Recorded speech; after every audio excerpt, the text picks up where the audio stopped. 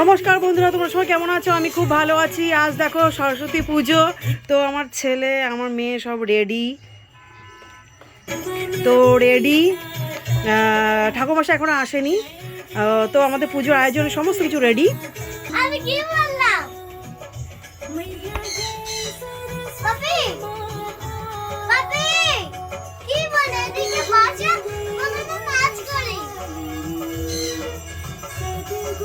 দেখেছো আমাদের ঠাকুরের মুখটা কত মিষ্টি, খুব সুন্দর, তাই না?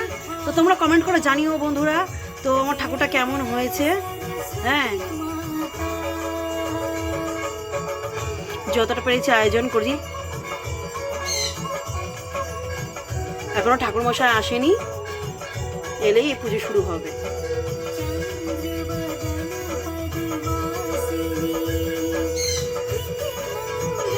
ঠাকুর সবাইকে বিদ্যা বুদ্ধি দাও, সবাইকে সুস্থ রেখো।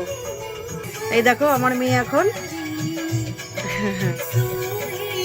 বসো বসো বসো বসো।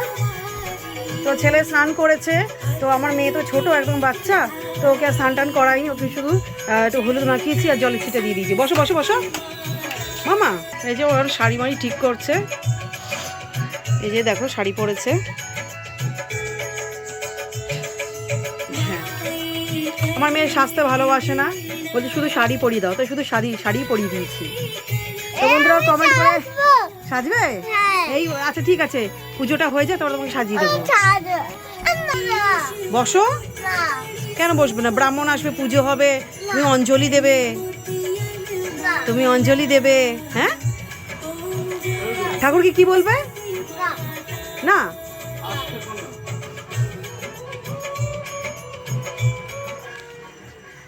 তো বন্ধুরা পুজো হয়ে যাক, ঠিক আছে? ব্রাহ্মণ আসেনি, দেখি ব্রাহ্মণ কখন আসে, তাহলে তোমাদের সঙ্গে একটু পরে দেখা হবে।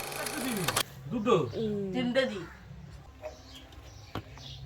আগে এটা হয়ে যাক, তোমরা ফুটটা দিয়ে তারপরে পড়বে। ধর আগে একটু ভালো করে হয় মাম্মা। তো মামা তো ভালো করেই তো হাসছে, আর কি হাসছে। देवतां नैमित्ताय नमो नमः इति गन्धा पुष्पे आदित्यादि नवग्रह्म देवता नैमित्ताय नमो नमः इति गन्धा पुष्पे सरस्वती देवता नैमित्ताय नमो नमः इति गन्धा पुष्पे कृते सत्यनारायण देवता नैमित्ताय नमो नमः ओम जय सदा सुमित्रमण्डल